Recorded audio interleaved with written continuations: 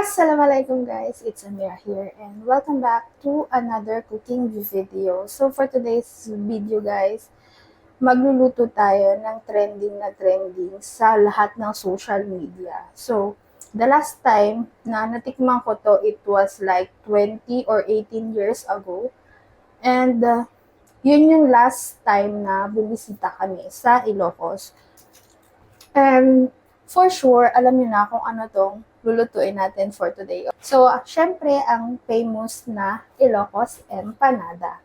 So, ang tagal ko nang hindi titikman to or nakakain to, even nasa Manila ako before.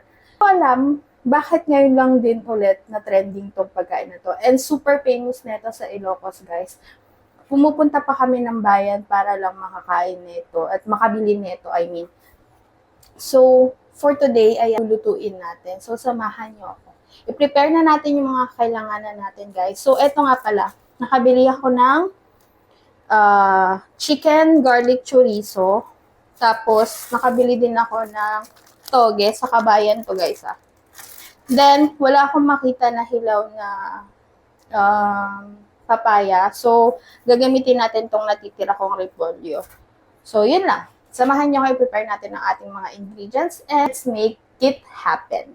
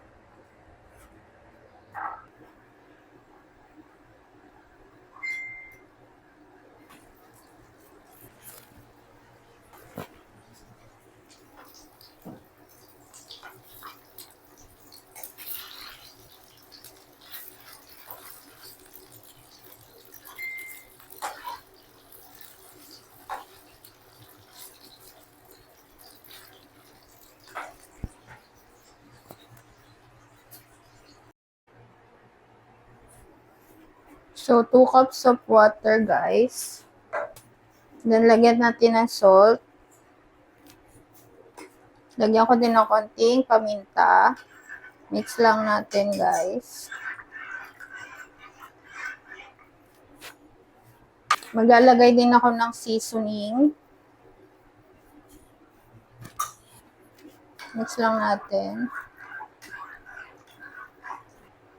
Then, maglalagay din ako ng oil.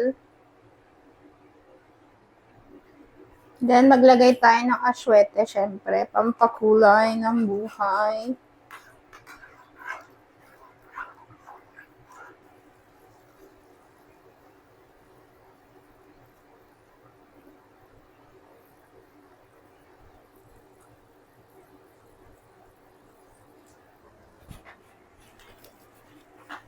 Turn off natin yung fire. Then, lagay natin tong ating flour, rice flour and all-purpose flour. 2 cups to, guys. Mix.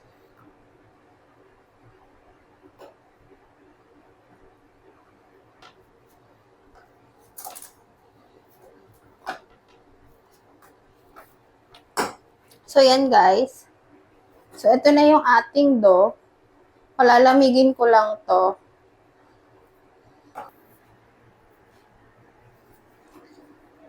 Now, let's proceed sa ating vegetable. Lagay lang tayong olive oil. Konti lang. Then, lagay natin yung ating onion.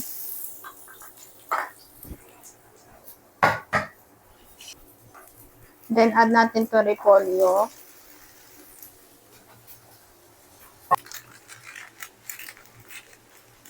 Lagay tayong konting seasoning. Paminta. Asin. Mix lang natin yan, guys.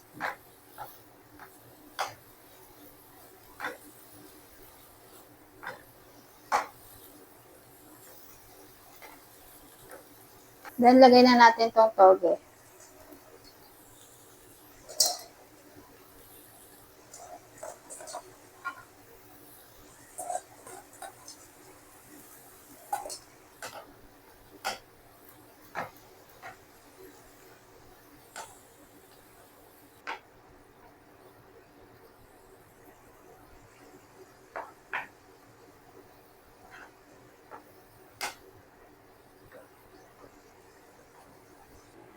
Okay na yan, guys. Patayin na natin. So, guys, ito na yung ating dough. Medyo malamig na siya. Heated lang natin siya ganyan para ma-mix.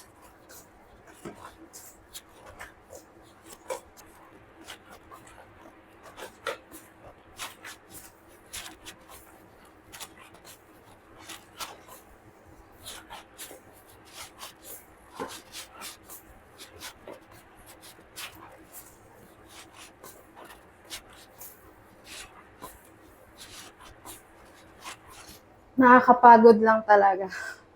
Nakakapagod no?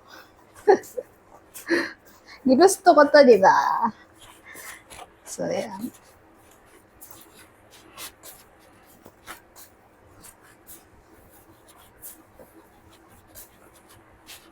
I think this one is in good already.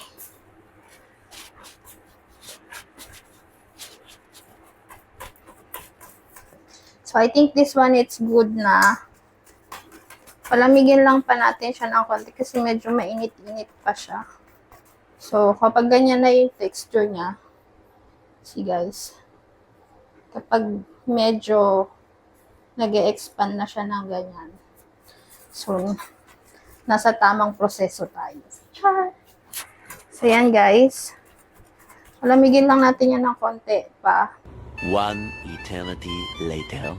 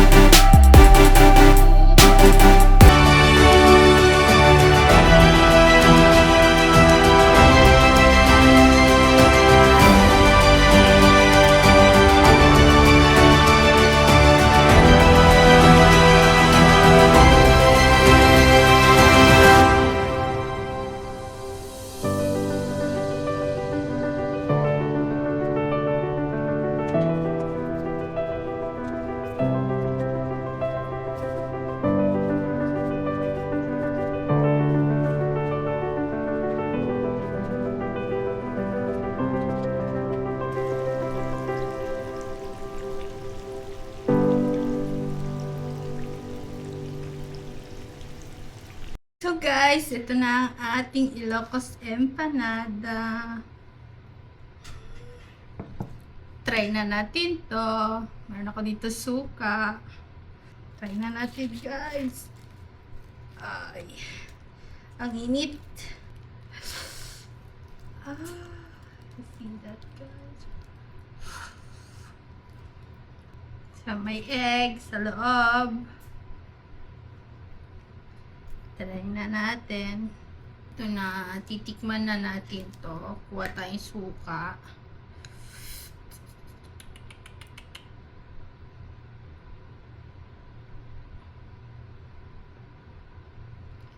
Bismillah.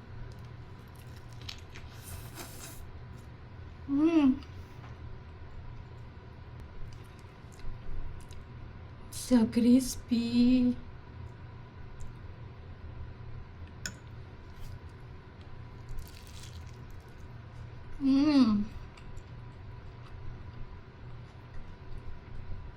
So that's it for today guys. I hope you enjoyed this video. Bye!